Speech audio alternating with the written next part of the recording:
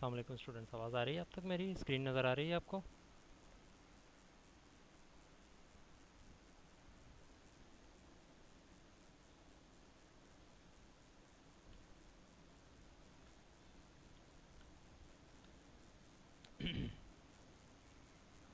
Okay, सो आवाज़ कम आ रही है। Okay, sorry, my mic was away. I think अब थोड़ी सी बेटर होगी।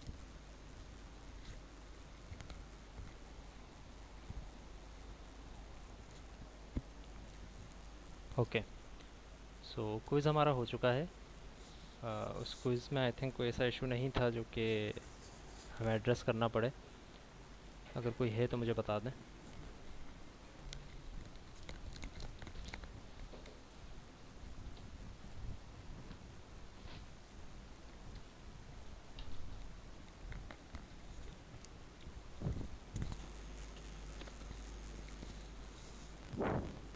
नहीं, अब पाँच पाँच पाँच मिनट 10 मिनट हम और नहीं बढ़ा सकते काइंडली, ये मुमकिन नहीं है।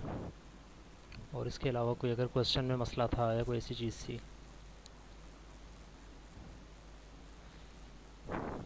अच्छा, ये मेरे पास हर क्लास में आते हैं ये क्वेश्चंस। मैं आपको दोबारा से वेरीफाई कर दूं, इस बात को रिपीट कर दूं कि असाइनमेंट 1 या क्विज़ेज़ के मार्क्स से रिलेटेड जितनी भी क्यूरीज़ हैं वो आप मुझे ईमेल कर दें। मैं उसका रिस्पांस कर दूंगा अपने टाइम के हिसाब से, और उसको सेट भी कर दूंगा। अगर आप कहते हैं कि मैं अभी कर दूं, तो फिर अभी तो वही डिसीजन है मेरा कि आपके फर्स्ट असाइनमेंट आपने एलएमएस पे जमा नहीं करवाई थी, इस वजह से आपके कोई नंबर नहीं लगेंगे। If you would give me time, तो हो सकता है कि मैं आपको दोबारा से रिव्यू करके आपके असाइनमेंट को भी और आपकी ईमेल पे भेजी हुई असाइनमेंट को टाइम्स मैच करके और ये सारा काम करके मैं आपको नंबर दे दूँ। अगर नहीं, आप बार बार इसी तरह फोर्स करते रहेंगे कि सर असाइनमेंट के नंबर लगाएं, असाइनमेंट के नंबर लगाएं या क्विज़ के नंबर लगाएं, तो फिर यही होगा कि अब मेरा फाइनल डिसीजन हो जाएगा कि आपके जो असाइनमेंट पे एलएमएस आपने सबमिट करवाई वही होगी। एलएमएस पे आपने सबमिट नहीं करवाई तो आपके पास कोई दूसरा रास्ता नहीं है अब। ठीक है, सो ट्राई टू गिव, आप दे दें, मुझे ईमेल कर दें, मैं उसको अपने हिसाब से देख कर एक दफ़ा ऐसे एंड ऑफ द सेमेस्टर से पहले उसके मार्क्स एडजस्ट कर दूंगा। राइट, ऐसा नहीं होगा कि आपने असाइनमेंट 1 सबमिट नहीं करवाई है, तो ऐसा तो नहीं हो सकता कि आप let suppose end of the semester जाएं और आप असाइनमेंट 1 भूल जाएं, आपको करनी ही ना है। अगर मैं आपको कहूँ कि रीसबमिट करवाएं तो आप एंड ऑफ द सेमेस्टर भी करवा सकते हैं। So give it time. Okay, Mohammad Kumail ji क्या कह रहे हैं? सलामकुम सर। वालेकुम अस्सलाम। जी सर, मुझे एक उसमें प्रॉब्लम आ रही थी कोड ब्लॉक पे कि एक बार जब मैं प्रोग्राम बना लेता हूँ ना, उस वक्त रन हो जाता है। जब बाद में मैं खोलता हूँ तो उसमें सर वो अनडिफाइंड वाला इशू आता है, उसका आप बता देंगे? अच्छा, मैं बता वो देता हूँ। आपको मैंने ईमेल भी किया था। ठीक है, मैंने उसका शायद जवाब भी आपको ईमेल पर दे दिया था, लेकिन दोबारा मैं वही चीज़ रिपीट करता हूँ। ऐसा मसला सिर्फ तभी आता है जब आप अपनी फ़ाइल की लोकेशन कोई ऐसी रखते हैं जिस लोकेशन पर जो है राइटिंग की प्रिविलेज नहीं होती।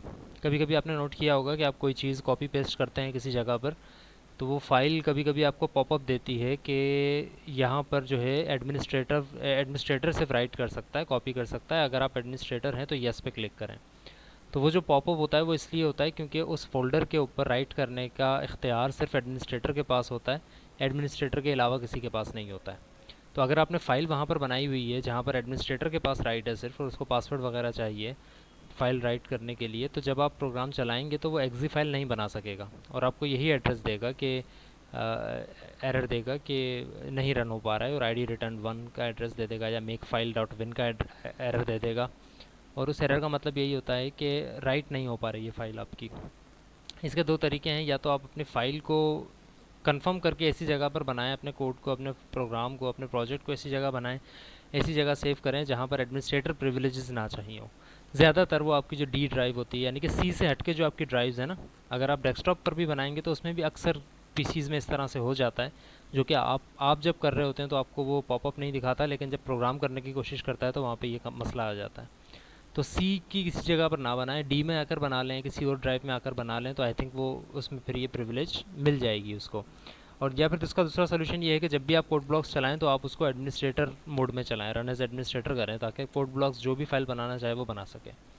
तो ये प्रोग्रामिंग से रिलेटेड कोई एरर नहीं है, ये एरर है आपकी फाइलिंग से रिलेटेड कि आप फाइल कहाँ रख रहे हैं, या आपने फाइल इंक्लूड की है या नहीं की, या आपने जहाँ पे प्रोजेक्ट फाइल रखी हुई है वहीं पर आपकी बाकी फाइल्स हैं या नहीं है, या वो फाइल्स कहीं और हैं जिसको एक्सेस नहीं कर पा रहा है। ये छोटे मोटे एरर्स होते हैं जिसकी वजह से ये एरर्स आते हैं। इसमें कोडिंग से रिलेटेड ऐसा कोई एरर नहीं है। अच्छा जी, लास्ट क्लास में हमने कहाँ तक बात की थी, मुझे ज़रा रिमाइंड करवा दें।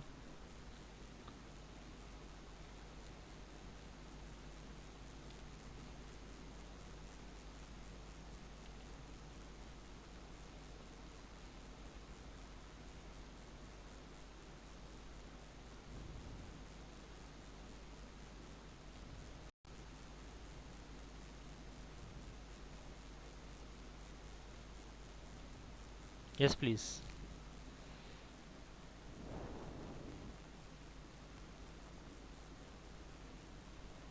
लास्ट क्लास में क्या बात हो रही थी भाई, मुझे रिमाइंड करवा दें। किसी कोई था क्लास में, नहीं था आप लोगों में से?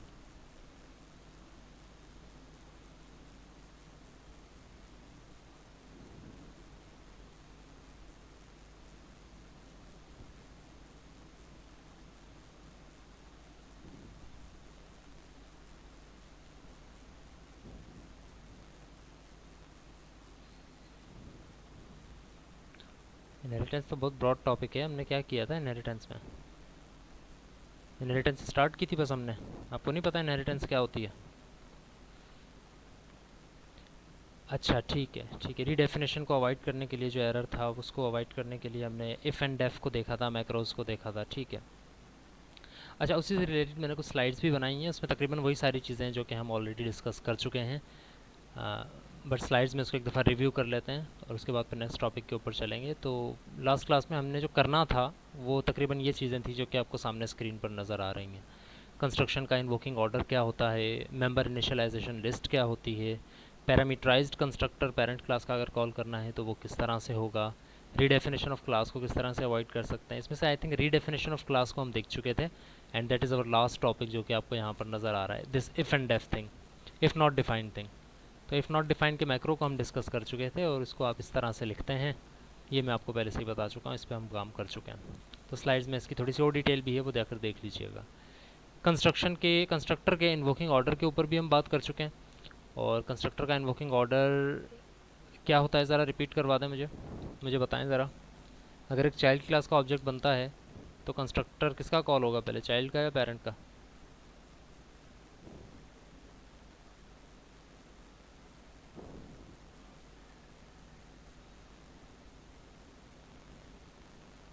एंड देन पेरेंट का, ठीक है। पेरेंट का पहले कॉल होता है और चाइल्ड का सबसे आखिर में कॉल होता है। और अगर यही सिचुएशन आपकी एक से ज़्यादा multi level programming, multi level inheritance में हो, तब भी यही सिचुएशन होगा कि पेरेंट का कंस्ट्रक्टर पहले कॉल होगा और उसके बाद चाइल्ड का कंस्ट्रक्टर कॉल होगा।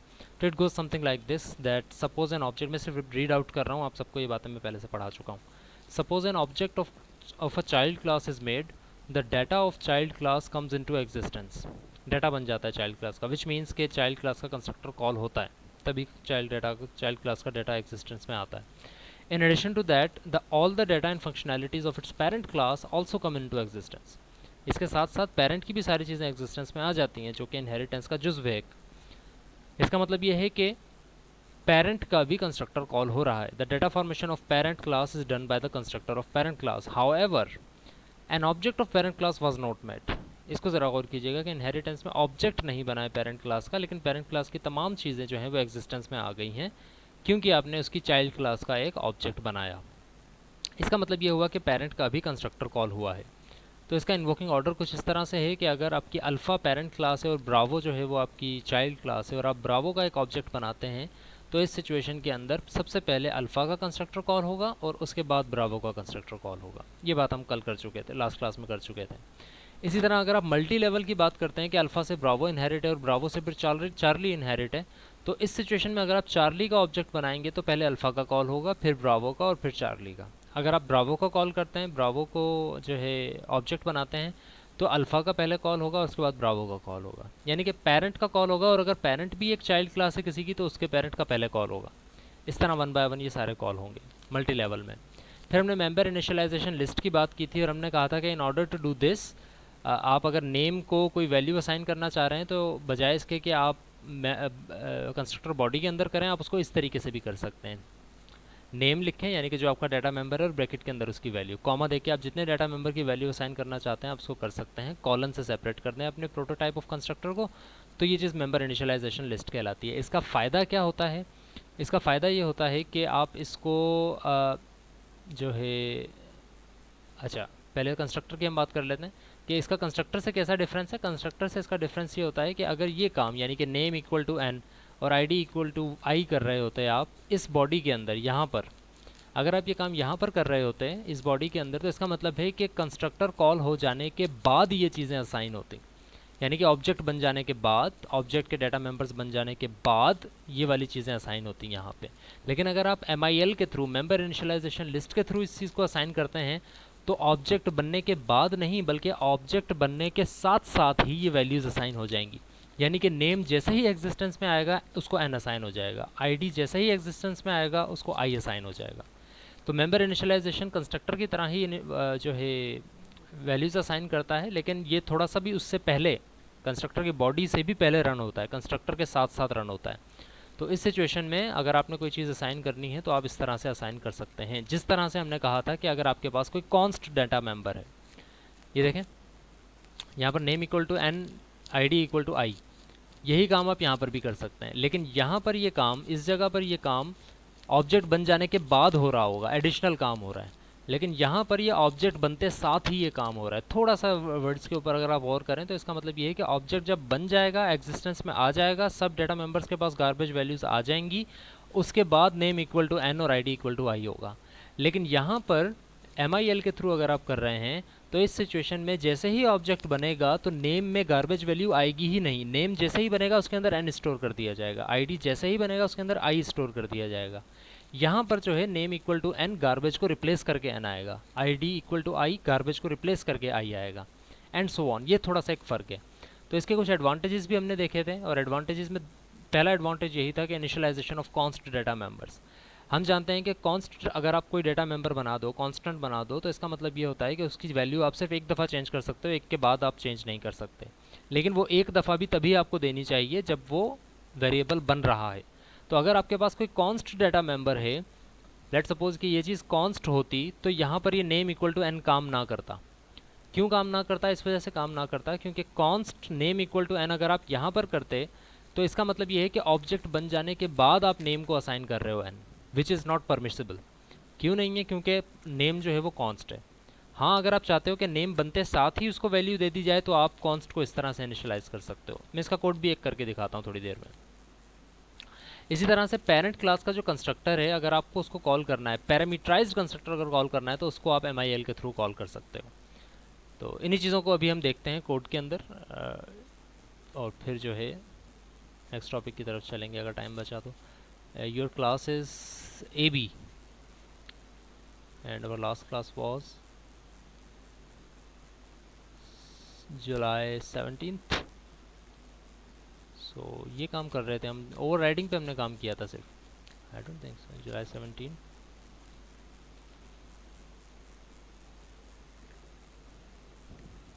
ओके, ओवर राइडिंग पे किया था, और फिर यस हमने इफ एंड डेफ वगैरह पे काम किया था।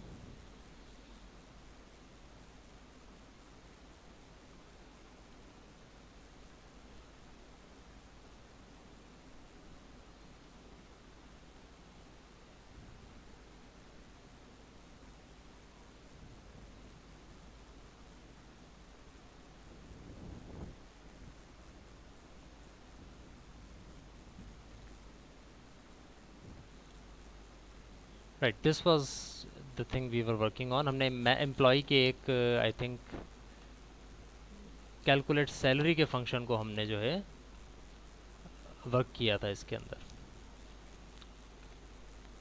अच्छा, ये कुछ चीज़ें हैं जो कि हम नेक्स्ट क्लास में पढ़ेंगे, तो मैं इस चीज़ को भी हटा रहा हूँ। वर्चुअल फंक्शंस पे हम नेक्स्ट क्लास में बात करेंगे। अभी सिर्फ हम बात कर रहे हैं किस चीज़ की? कंस्ट्रक्शन के, इन्वोकिंग ऑर्डर और const data member. So let suppose this is your const data member.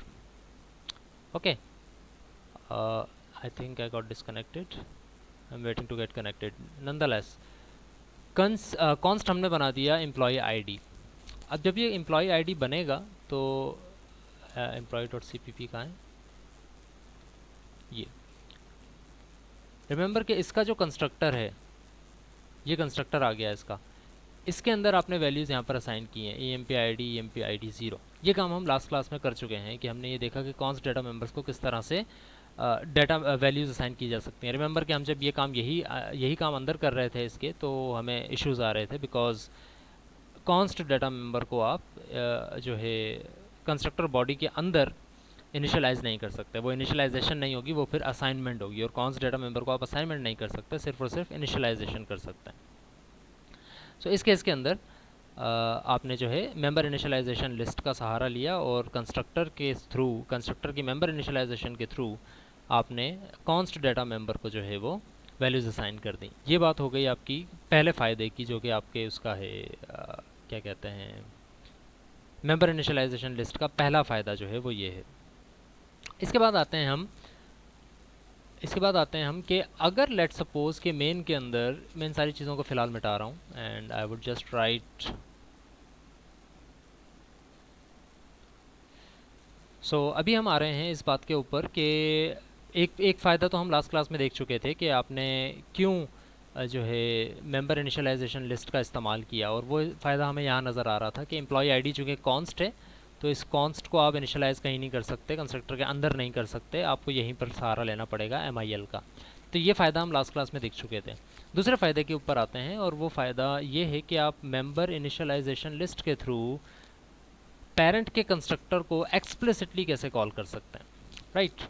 अब उस एक्सप्लिसिटली कॉल करने के ऊपर मैं आता हूँ, और एक मिनट के लिए मैं इन सब चीज़ों को कमेंट कर रहा हूँ। एवरीथिंग इज़ बीइंग कमेंटेड, यानी कि मेन के अंदर अब हम सिर्फ एक नया काम करने जा रहे हैं, और लेट्स से कि वो काम ये है कि मैं ऑब्जेक्ट बनाता हूँ मैनेजर की क्लास का M। क्या ये ऑब्जेक्ट बन जाएगा या नहीं?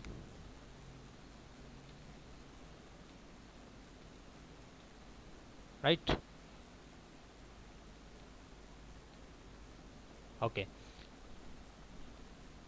सो ओके, अब आपको स्क्रीन नज़र आ रही होगी। सो अब मैंने मैनेजर का एक ऑब्जेक्ट बनाया है, इंट मेन के अंदर मैंने सारी चीज़ों को कमेंट कर दिया है। Employee dot C P P में हमने ये चीज़ देख ली थी कि एम्प आईडी जो है वो 0, कॉन्स्ट को आप असाइन करेंगे तो MIL के थ्रू होगा। अगर मैं मैनेजर का यहाँ एक ऑब्जेक्ट बनाता हूँ, और मैनेजर क्लास वही है जो कि आपने जाकर भी देखी होगी, ये सारा कोड मैंने आपके साथ शेयर किया हुआ था, उसमें कुछ भी नहीं है, सिर्फ एक प्रोजेक्ट का स्ट्रिंग बनी हुई है, और ये ड्राइव्ड है एम्प्लॉय की क्लास से, यानी कि इसमें ये सारी चीज़ें एग्जिस्टेंस में आएंगी, और EMP ID को जो है वो 0 असाइन हो जाएगा। तो मैं इसको रन करता हूँ एंड लेट्स से कि क्या जवाब आता है।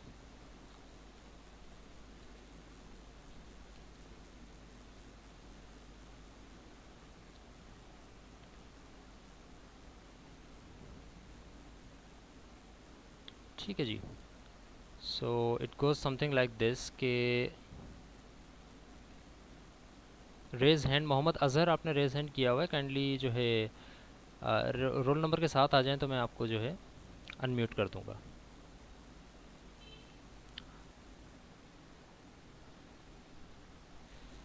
ओके, मेरी स्क्रीन विजिबल है सबको?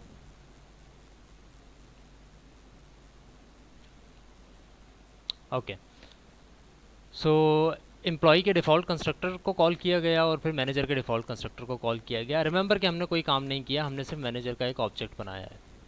एम्प्लॉय का डिफ़ॉल्ट कंस्ट्रक्टर, मैनेजर का डिफ़ॉल्ट कंस्ट्रक्टर। अच्छा जी, लेट सपोज कि अच्छा एम्प्लॉय का ऑब्जेक्ट कंस्ट्रक्टर कॉल क्यों हो रहा है यहाँ से, जल्दी से बता दें। एम्प्लॉय का कंस्ट्रक्टर कॉल क्यों हो रहा है?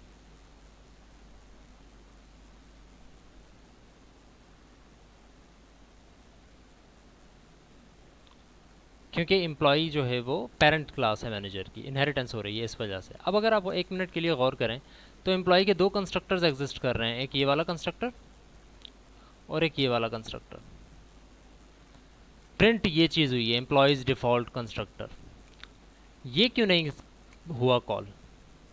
हमने कहीं स्पेसिफाई नहीं किया कि आपने एम्प्लॉई के जो है वो डिफ़ॉल्ट कंस्ट्रक्टर को कॉल करना है, तो इसने डिफ़ॉल्ट कंस्ट्रक्टर को कॉल किया। अगर मैं चाहूँ कि एम्प्लॉय का ये वाला कंस्ट्रक्टर कॉल हो, दिस वन, तो मैं क्या करूँगा?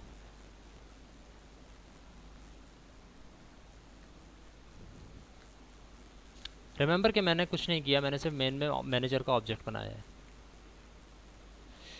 ओके, पास आर्ग्यूमेंट्स वेयर, पहली असाइनमेंट, पहली चीज़ अगर मैं यहाँ पर पास कर देता हूँ से उसके प्रोजेक्ट का नाम डेव, प्रोजेक्ट का नाम ही चाहिए ना एम्प्लॉय के, अगर इस कंस्ट्रक्टर को मुझे कॉल करना है तो प्रोजेक्ट का नाम चाहिए, और एक और इंट एच भी चाहिए जिसका मैं यूज़ आई थिंक कर रहा हूँ या नहीं कर रहा, यस आवर्स वर्क में कर रहा हूँ, तो लेट्स से कि मैं इसको भी असाइन कर देता हूँ, ये वाला कंस्ट्रक्टर मुझे कॉल करना है।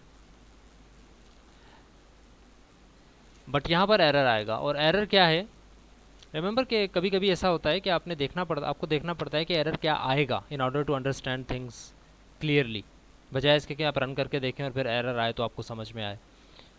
सो एरर यहाँ पर ये आ सकता है कि आपने ऑब्जेक्ट तो मैनेजर का बनाया है, अगर आप लेट सपोज मैनेजर एम लिख कर ये चीज़ें लिखते हैं तो aren't you really calling the argumentated constructor of manager rather than the argumentated constructor of employee. आप अगर सिंपल एक क्लास बनाते हैं से एक कार की और उसके दो आर्ग्यूमेंट्स बना देते हैं, दो कंस्ट्रक्टर्स बना देते हैं, एक पैरामीटराइज्ड कंस्ट्रक्टर और एक नॉन पैरामीटराइज्ड यानी कि डिफ़ॉल्ट कंस्ट्रक्टर, अगर आपने उस क्लास के ऑब्जेक्ट को पैरामीटराइज्ड कंस्ट्रक्टर के थ्रू बनाना है तो आप उसका ऑब्जेक्ट बनाएंगे और उसके आगे ब्रैकेट में उसको आर्गूमेंट दे देंगे, तो कार का ही यानी उसी ऑब्जेक्ट का उसी क्लास का पैरामीटराइज्ड कंस्ट्रक्टर कॉल हो जाएगा। तो यहाँ पर भी ऐसा ही हो रहा है कि मैनेजर का पैरामीटराइज्ड कंस्ट्रक्टर आप कॉल कर रहे हो, तो सबसे पहला एरर तो ये आएगा यहाँ पे कि मैनेजर का पैरामीटराइज्ड कंस्ट्रक्टर ऐसा कोई है ही नहीं जिसमें स्ट्रिंग और इंटीजर आ रही हो, स्ट्रिंग आ रही है सिर्फ, स्ट्रिंग और इंटीजर नहीं आ रही, तो एरर यही आएगा कि भाई मैनेजर के अंदर ऐसा कोई डिफ़ॉल्ट ऐसा कोई पैरामीटराइज्ड कंस्ट्रक्टर एग्जिस्ट नहीं करता जो कि ये दो आर्ग्यूमेंट्स ले, और हम चाहते भी नहीं है कि मैनेजर के किसी आर्ग्यूमेंट को, मैनेजर के किसी मेंबर को, मैनेजर के किसी कंस्ट्रक्टर को हम ये चीज़ें भेजें। हम ये चाह रहे हैं कि ये मैनेजर के पेरेंट क्लास का जो कंस्ट्रक्टर है उसको ये वैल्यूज़ जाएँ, राइट। तो अगर मैं ये चाह रहा हूँ कि ये चीज़ें एम्प्लॉई के कंस्ट्रक्टर के थ्रू कॉल हों, तो अब मैं एक काम कर सकता हूँ, रिमेंबर कि मैं आप लोगों के साथ सोच के आपकी सोच के मुताबिक ये काम कर रहा हूँ। आई थिंक कि काफ़ी स्टूडेंट्स के जहन में वो सोल्यूशन था जो कि अभी मैंने लिखा, काफ़ी स्टूडेंट्स के जहन में ये सोल्यूशन होगा जो कि अब मैं लिखने जा रहा हूँ, और वो ये है कि भाई मैनेजर का ऑब्जेक्ट बना यानी कि मैनेजर का कंस्ट्रक्टर कॉल हुआ। अब अगर यहाँ पर आपने कोई आर्गूमेंट्स नहीं दिए हुए, इसका मतलब है कि मैनेजर का डिफ़ॉल्ट कंस्ट्रक्टर कॉल हो रहा है, ये वाला डिफ़ॉल्ट कंस्ट्रक्टर कॉल हो रहा है मैनेजर का।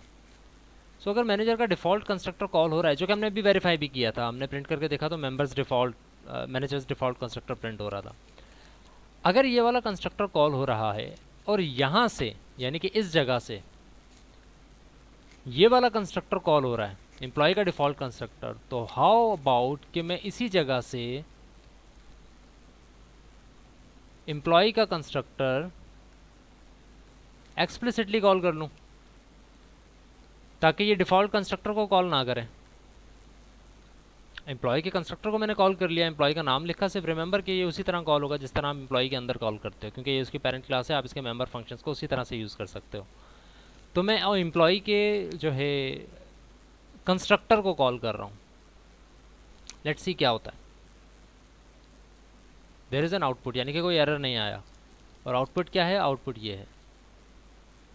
अब इस बात को आपने समझना है, देखें क्या प्रिंट हो रहा है, employee's default constructor, employee's argumentated constructor and then manager's default constructor. हमें ये तो पता है कि चूंकि हमने मैनेजर का ऑब्जेक्ट बनाया है तो मैनेजर का डिफ़ॉल्ट कंस्ट्रक्टर आखिर में कॉल होगा और उससे पहले एम्प्लॉय का कंस्ट्रक्टर कॉल हो जाएगा, लेकिन एम्प्लॉय के दो दफ़ा कंस्ट्रक्टर कॉल हो रहे हैं, एक तो पहले ही हो रहा था, ये वाला तो पहले ही हो रहा था, पहले ये दो चीज़ें आ रही थी प्रिंट होते हुए, ये एक नई चीज़ आ गई है बीच में, और ये क्यों आई है, क्योंकि मैंने यहाँ पर ये चीज़ एडिशन की है।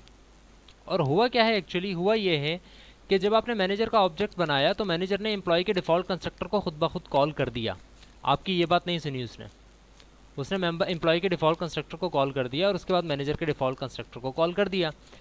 अब हुआ ये कि मैनेजर का भी डिफ़ॉल्ट कंस्ट्रक्टर कॉल हुआ, उससे पहले एम्प्लॉय का डिफ़ॉल्ट कंस्ट्रक्टर कॉल हुआ, लेकिन ये आपने जो बीच में एक चीज़ डाल दी थी ना कि एम्प्लॉय डेव 5 को आप कॉल करें, यानी कि एम्प्लॉय के आर्ग्यूमेंटेटेड कंस्ट्रक्टर को कॉल करें, इसने वो भी कॉल कर लिया। ठीक है, अब एक बात ज़रा साथ साथ समझने की है, और वो ये है कि जो मैनेजर का डिफ़ॉल्ट कंस्ट्रक्टर यहाँ प्रिंट हो रहा है, इसका मतलब ये नहीं है कि मैनेजर का डिफ़ॉल्ट कंस्ट्रक्टर एम्प्लॉय के आर्गूमेंटेटेड कंस्ट्रक्टर के या एम्प्लॉय के डिफ़ॉल्ट कंस्ट्रक्टर के बाद ही प्रिंट हो रहा है। यानी कि मेरे कहने का मतलब ये है, मैं इस पॉइंट पे आ रहा हूँ कि मैनेजर्स डिफ़ॉल्ट कंस्ट्रक्टर प्रिंट हो रहा है इसके कॉल होने के बाद, ये कॉल होता है, उसके बाद मैनेजर्स डिफ़ॉल्ट कंस्ट्रक्टर प्रिंट होता है।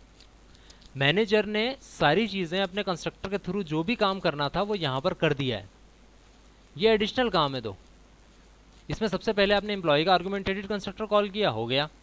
आपने मैनेजर का डिफ़ॉल्ट कंस्ट्रक्टर प्रिंट किया, मैनेजर्स डिफ़ॉल्ट कंस्ट्रक्टर प्रिंट हो गया। बट द थिंग इज कि we do not want to call employee's default constructor and argumentated constructor with each other. We want only one constructor to be called. एक तो call हो रहा था, पहले हमने देखा डिफ़ॉल्ट कंस्ट्रक्टर तो कॉल हो ही रहा था। हम ये चाह रहे थे कि डिफ़ॉल्ट कॉल ना हो बल्कि आर्गुमेंटेटेड कॉल हो, तो हमने पहले वहाँ लगाने की कोशिश की, इशू आया, यहाँ पर लगाने की कोशिश की, तो अब दोबारा इशू आ रहा है। तो अब हमने बात ये समझनी है कि we do not want employees argumentated constructor to be called after the object of manager has been made.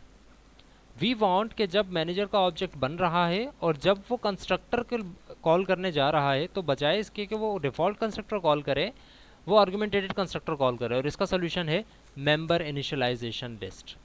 यानी कि कौन सी जगह है जहाँ पर आप मैनेजर के कंस्ट्रक्टर के साथ साथ काम करवाना चाहते हो। यहाँ पर अगर आप करवा रहे हो तो इसका मतलब ये है कि यहाँ पर कंस्ट्रक्टर बनने के साथ, मैनेजर के कंस्ट्रक्टर के बाद ये काम हो रहा है। ये वाला काम जो अभी मैंने किया था, ये मैनेजर के कंस्ट्रक्टर के बाद हो रहा है।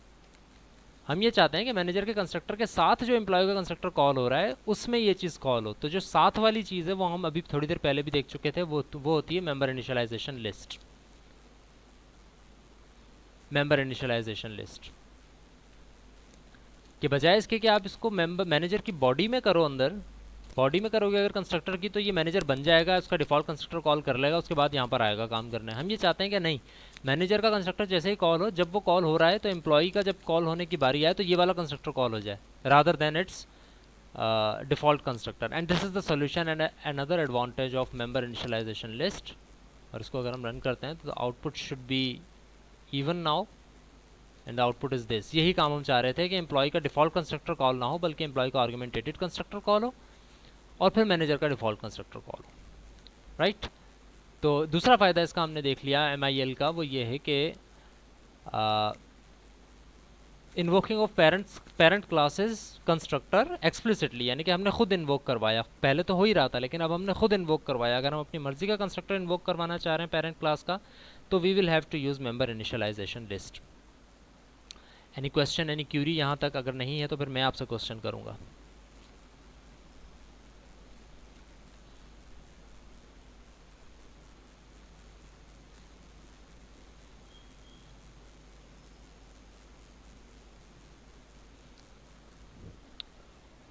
Okay, yes Ali Murtaza. Sir वो पहला वाला फायदा समझा सकते हैं? दूसरा वाला समझ में आ गया लेकिन पहला वाला समझा कॉन्स्ट सकते वाला? हैं आपने जो? Yes sir. अच्छा, कॉन्स्ट में ये होता है, देखें लास्ट क्लास भी आप जाके यूट्यूब पर देख लीजिएगा, मैं उसको भी बता दूंगा, लेकिन अभी रिव्यू भी मैं करवा देता हूँ। वो ये था कि देखें कॉन्स्ट मेंबर जब आप बनाते हैं ना एम्प्लॉय में, हमने ये कॉन्स्ट मेंबर बनाया, कॉन्स्ट इंट एम्प्ट आई EMP ID। तो लेट सपोज कि मैं एम्प्लॉय का एक ऑब्जेक्ट बनाता हूँ, एम्प्लॉय का बनाते हैं, अब चले यहाँ पे एम्प्लॉय का मैंने एक ऑब्जेक्ट बनाया। तो इसके अंदर ये तीनों चीज़ें भी बनेंगी और ये चीज़ भी बनेगी। अब कॉन्स्ट को अगर आप देखो तो इसके अंदर सिर्फ आप इनिशियलाइजेशन कर सकते हो, इनिशियलाइजेशन के बाद आप इसकी वैल्यू चेंज नहीं कर सकते। कॉन्स्ट इंट एम्प्ट EMP ID को तो मैं क्या करता हूँ, मैं ये कहता हूँ कि भाई जब भी ऑब्जेक्ट बने, यानी कि जैसे ही इसकी चीज़ें एग्जिस्टेंस में आएँ तो EMP ID इक्वल्स टू 0 हो जाए, क्योंकि कोई वैल्यू तो आपने देनी है ना। बाकी देखें मैंने इसको MIL के थ्रू इसको असाइन की हुई हैं चीज़ें। मैं सिर्फ फ़ायदा बता रहा हूँ, मैं आपको ये नहीं बता रहा हूँ कि MIL कैसे लिखा जाता है या क्या होता है, ये आपको बात ऊपर वाली समझ में आ रही होगी। EMP ID इक्वल टू 0 अगर मैं कर देता हूँ इस जगह पर, यानी कि भाई जैसे ही ऑब्जेक्ट बने तो कॉन्स्ट डाटा मेंबर की वैल्यू 0 असाइन हो जाए। इसके बाद फिर असाइन आप नहीं कर सकेंगे ऑब्वियसली, क्योंकि कॉन्स्ट होगा और उसके बाद आप वैल्यू असाइन नहीं कर सकेंगे। तो एरर आ रहा है कि आपके पास यहाँ पर एक अनइनिशियलाइज्ड कॉन्स्ट मेंबर है जो कि कॉन्स्ट इंट टाइप का है, यानी कि EMP ID को ये कह रहा है कि एम्प्लॉई ID को आपने इनिशियलाइज़ नहीं किया और वो गार्बेज के साथ इनिशियलाइज़ हो गई, और यहाँ पर वो उसको चेंज भी नहीं कर सकता। और दूसरा एरर यही है कि भाई असाइन नहीं कर सकते हम आप कॉन्स्ट डाटा मेंबर को वैल्यू इनिशियलाइज़। यहाँ पर ये एरर दे रहा है कि आपने इनिशियलाइज़ नहीं किया EMP ID को और उसमें गार्बेज वैल्यू आ गई है, और यहाँ पर वो एरर दे रहा है कि आप EMP ID को 0 असाइन नहीं कर सकते। तो इसका सोल्यूशन ये है कि बजाय इसके कि आप ऑब्जेक्ट बन जाने के बाद असाइन करो, जब ऑब्जेक्ट बन रहा है उसके साथ साथ आप EMP ID को 0 अगर असाइन कर दोगे तो अब कॉन्स्ट गार्बेज से कभी इनिशियलाइज नहीं होगा, वो इनिशियलाइज ही आपकी वैल्यू 0 से होगा, राइट। और इस सिचुएशन में आपके पास ये एरर नहीं आएगा, ये चीज़ रन हो रही है, ठीक है। तो ये इसका दूसरा फ़ायदा था।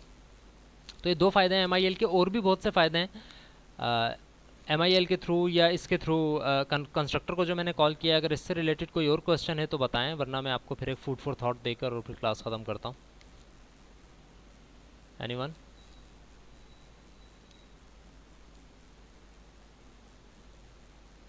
Any question, any Curie?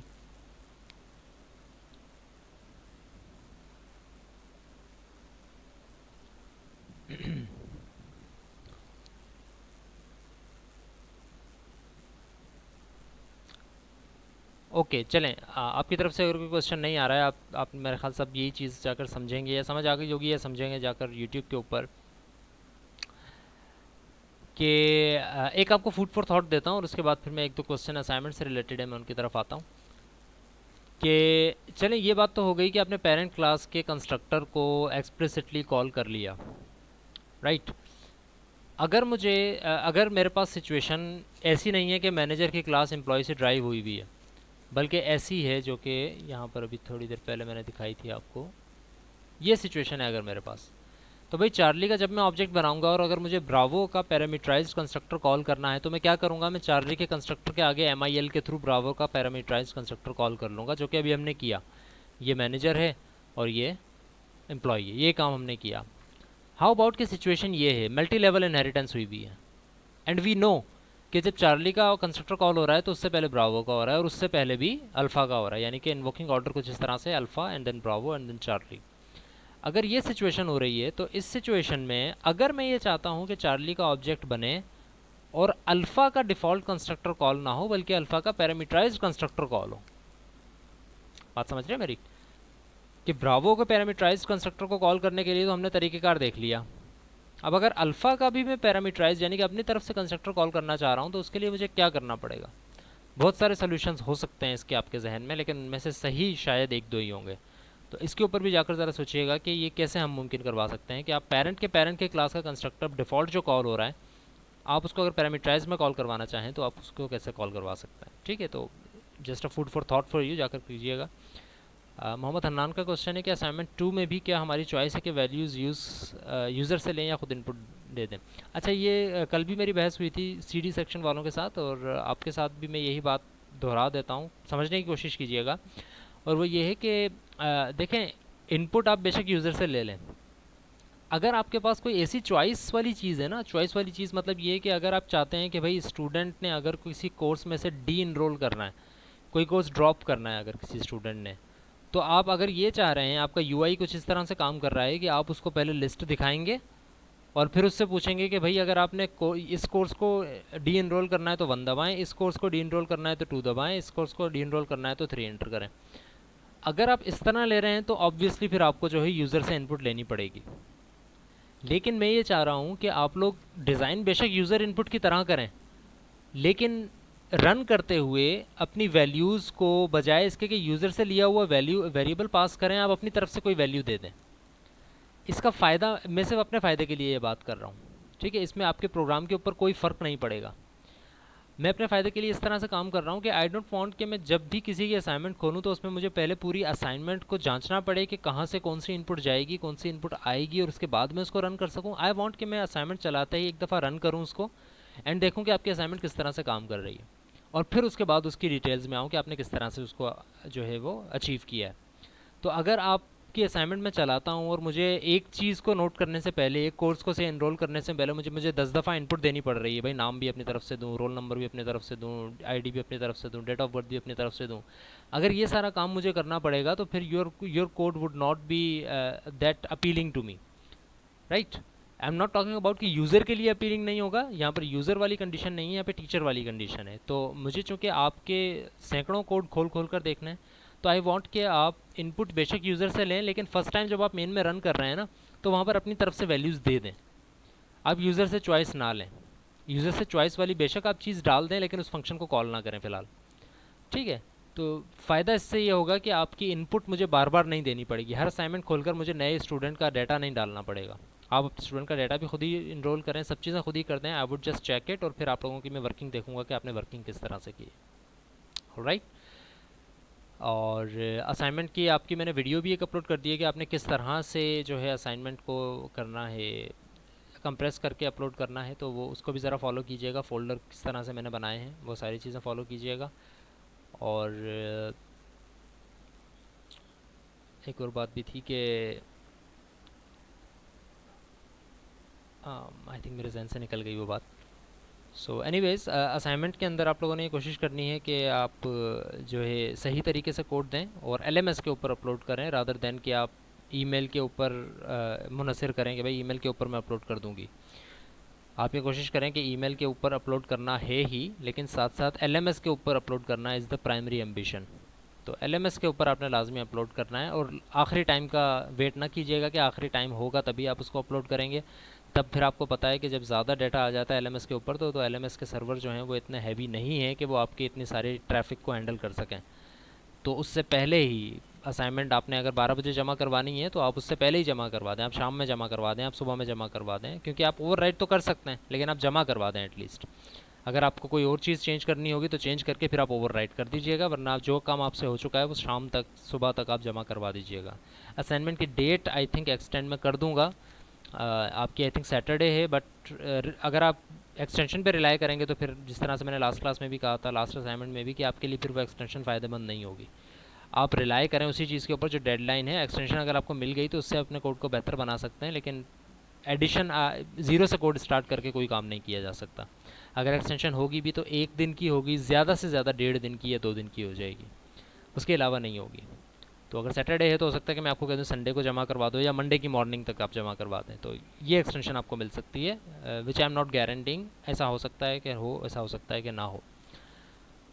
अगर कोई कोर्स का नेम इनरोल करवाए या ड्रॉप कर सकता है। अच्छा, ये आप लोगों ने देखना है ना, ये आप लोग खुद सोचिएगा कि कैसे करेंगे। क्या नेम के थ्रू आप देखेंगे, आईडी के थ्रू आप देखेंगे, किसके थ्रू देखेंगे, क्या एंटर करूँ मैं जिसकी वजह से मैं कोर्स में इनरोल या डी इनरोल हो सकूँ।